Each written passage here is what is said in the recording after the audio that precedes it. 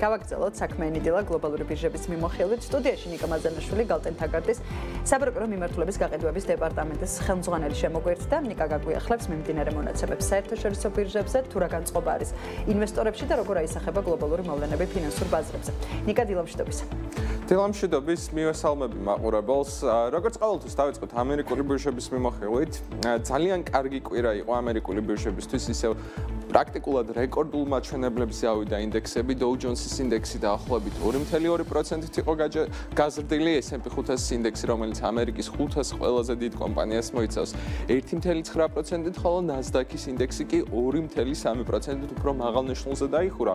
და რამდენიმე ძალიან მნიშვნელოვანი ფაქტორი იყო, რამაც ინვესტორებში ოპტიმიზმი გამოიწვია და ინდექსებშიც ასეთი ზრდა. ეს იყო პირველ რიგში ის, რომ ამერიკაში სექტემბრის ინფლაციის მაჩვენებელი გამოვიდა და ინფლაცია 3%-ზე იყო ჩამოსული, რაც ინფლაციის კლების ტრენდზე მიანიშნებს, მოსალოდნელზე უფრო დაბალი ინფლაცია დაიდო. ამან ინვესტორებს კიდევ უფრო გაუმყარა იმისი მოლოდინები, რომ ფედერალური რეზერვი საკუთარ შეხვედრაზე, რომელიც სხვადასხვა ამ კვირაში იქნება, საპროცენტო განაკვეთებს კვლავ შეამცირებს, რაც საკმაოდ კარგი უნდა იყოს აქციებისთვის.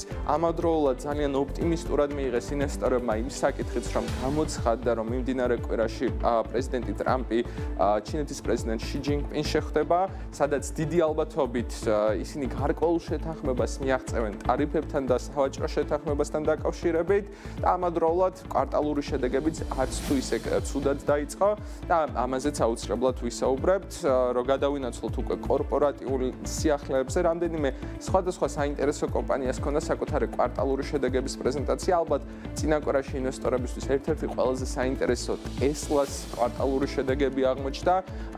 Tesla-ს საკმაოდ კარგი ზრდა ჰქონდა შემოსავლებში, დაახლოებით 12%-ით გაიზარდა მათი შემოსავლები, მოსალოდნელზე უფრო მაღალი 28 მილიარდი დოლარის შემოსავლები ჰქონდა წინა კვარტალში.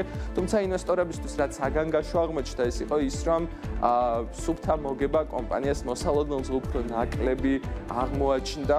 ეს მიანიშნებს იმაზე, რომ Tesla-ს უმცირდება მოგების მარჟები, რამდენიმე სხვადასხვა ფაქტორთან არის დაკავშირებული. პირველ რიგში უნდა აღვნიშნოთ, რომ ამერიკაში გაუქმდა ეგრეთ წოდებული ელექტრომანქანების tax კრედიტები, ანუ ერთგვარი სუბსიდია, რომელიც Tesla-ს ელექტრომანქანებს ამერიკელი მომხმარებლისთვის უფრო ხელმისაწვდომს ხდიდა.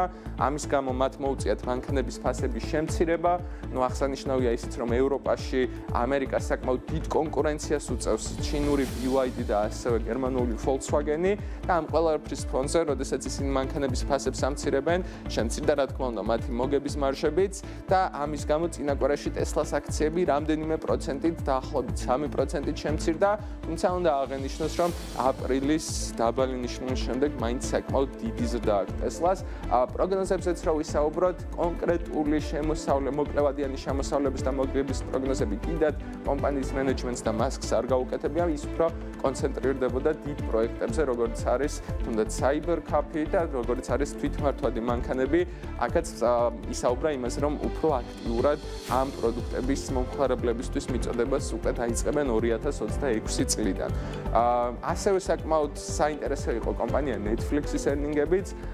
Netflix-აც ძალიან კარგი კვარტალი ჰქონდა საკუთარ ძირითად ბიზნესში, მათი შემოსავლები დაახლოებით 17%-ით გაიზარდა და რომ არა ერთი ფაქტი, რომელიც ბრაზილიას უკავშირდება და შესაძლო საკმაოდ დიდ გადასახადებს, დამატებით გადასახადებს ბრაზილიაში.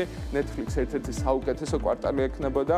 მათ აქვთ გარკვეული დავა ბრაზილიის სახელმწიფოსთან, რომელიც კონკრეტულად გადასახადებს ეხება და Netflix-ის მენეჯმენტმა ისაუბრა იმაზე, რომ დიდი ალბათობით ისინი ამ დავას წააგებენ, რაც საკმაოდ დიდი ხარჯები იქნება მათთვის და უკვე წინასწარ ასახეს ეს ხარჯები საკუთარ ფინანსურ ანგარიშგებებში. ამის გამო რეალურად Netflix-ის მოგება მოსალოდნელზე უფრო ნაკლები აღმოჩნდა და წინა კვირაში Netflix-ის აქციები დაახლოებით 9%-ით შემცირდა, თუმცა აქვე უნდა აღვნიშნოთ, რომ ეს მხოლოდ ერთ-ერთი ცალკე მდგომი ფაქტი არის, რომელიც რომ არ მომხდარიყო Netflix საკუთარ ძირითად ბიზნესში ერთ-ერთი ყველაზე კარგი კვარტალი ექნებოდა. და უფრო ზრდაზე ორიენტირებულ კომპანიებზეც რო გადავიდეთ, რომელსაც ძალიან კარგი კვარტალი ჰქონდა, General Motors-ს ვისაუბრებ. General Motors-მაც წინა კვირაში საკუთარი ფინანსური შედეგები გამოაცხადა და საინტერესო იყო, რომ მოსალოდნელზე ბევრად უფრო მაღალი შემოსავლები და მოგება ჰქონდა კომპანიას, განსაკუთრებით მომგებიანობა იყო General Motors-ის გასწრილი. მენეჯმენტმა ისაუბრა, რომ ეს არის იმისი დამსახურება, რომ ისინი საკმაოდ კარგად მართავენ ხარჯებს, ამცირებენ მათ, ამავდროულად მათი ბიზნესის იზრდება, მაგალითად ელექტრომანქანების ბაზრის 9-დან 13%-მდე არევიდნენ მხოლოდ მიმდინარე წელს და ზოგადად მათი ტრადიციული მანქანებისეც საკმაოდ კარგი მომთხოვნა იყო მიმდინარე წელს და ამ ყველაფრის ფონზე General Motors-ის აქციები წინა კვირაში კვარტალური შედეგების გამოცხადების შემდეგ დაახლოებით 20%-ით გაიზარდა, რაც ბოლო 10 წლების განმავლობაში ერთ-ერთი საუკეთესო დღე აღმოჩნდა General Motors-ისთვის. ევროპაზეც რო გადავინაცვლოთ, ევროპაშიც საკმაოდ კარგი კვირა ჰქონდათ ბირჟებს, Stoxx 600 ინდექსი, რომელიც ევროპის 600 ყველაზე დიდ კომპანიას მოიცავს, რომელიც ევროპულ ბირჟებზე ივაჭრება, წინა კვირაში 1.7%-ით გაიზარდა. რამდენიმე სხვადასხვა ფაქტი შეგვიძლია აღვნიშნოთ აქაც, პირველ რიგში ბრიტანეთში ინფლაცია მოსალოდნელზე უფრო დაბალი დაიდო ასევე გერმანიის ინდუსტრიული წარმოებაც გაზრდილი იყო თვითონ ბიზნესების აქტიურობაც ინვესტორების ასე ვთქვათ ოპტიმიზმიც საკმაოდ გაზრდილი არის რამდენიმე სხვადასხვა გამოკითხვის შედეგად და როგორც ხედავთ ნუ ეს ყველაფერიც კარგად აისახა საკმაოდ ევროპულ ინდექსებზეც მათ შორის საფრანგეთის გერმანიის ბრიტანეთის ინდექსები ყველა წინა კვირის განმავლობაში გაზრდილი იყო ფენომენალური კვირა ჰქონდა იაპონურ ინდექსებსაც, Nikkei-ის და Topix-ის ინდექსები დაახლოებით 3.5%-ით იყო გასწრილი ორივე.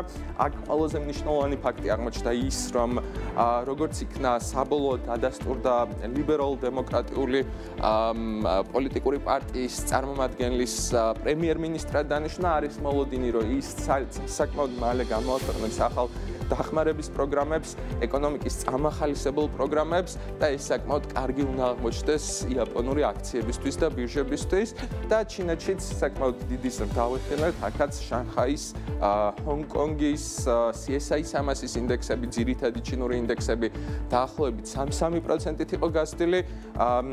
ჩინეთში, ну, რა თქმა უნდა, საკმაოდ სწრაფად, ყველაზე სწრაფად ტექნოლოგიური კომპანიები იზრდება და მათი და განსაკუთრებით ხელოვნური ინტელექტის მიმართულებით ძალიან კარგად უწყობს ხელს თვითონ ჯამურად ინდექსების დასაც, თუმცა მთლიანად ეკონომიკაშიც გარკვეული მაჩვენებლები დაიდო, რომლებიც ინვესტორებს ოპტიმიზმს აწმევს, მაგალითად GDP-ს და 4.8% იყო, რაც საკმაოდ ახლოს არის მათ წიურ 5%-იან გეგმასთან, ასევე საცალო გაყიდვები მცირედით შემცირებული იყო, რაც მიანიშნებს იმაზე, რომ ადგილობრივი მომხმარებლები იმდენ ფულს არ ხარჯავენ, რასაც აქამდე, ეს რა თქმა უნდა უძრავი ქონების სექტორთან არის დაკავშირებული, თუმცა საკმაოდ კარგი ექსპორტის მაჩვენებლებიც დაიდო, რაც ჩინურ პროდუქციაზე ძალიან დიდ მოთხოვნაზე მიუთითებს და ჯამურად როგორც ვახსენეთ, ეს ყველაფერი საკმაოდ კარგად აისახა ჩინურ ინდექსებზე. და ბოლოს უკვე მიმდინარე კვირაზეც რო გადავიდეთ და მოლოდინებზეც საკმაოდ დატვირთული კვირა იქნება, როგორც უკვე ვახსენეთ, მიმდინარე კვირაში იქნება ტრამპის და ში ჯინპინის შეხვედრა და საინტერესო არის რა შეთანხმებას მიაღწევენ.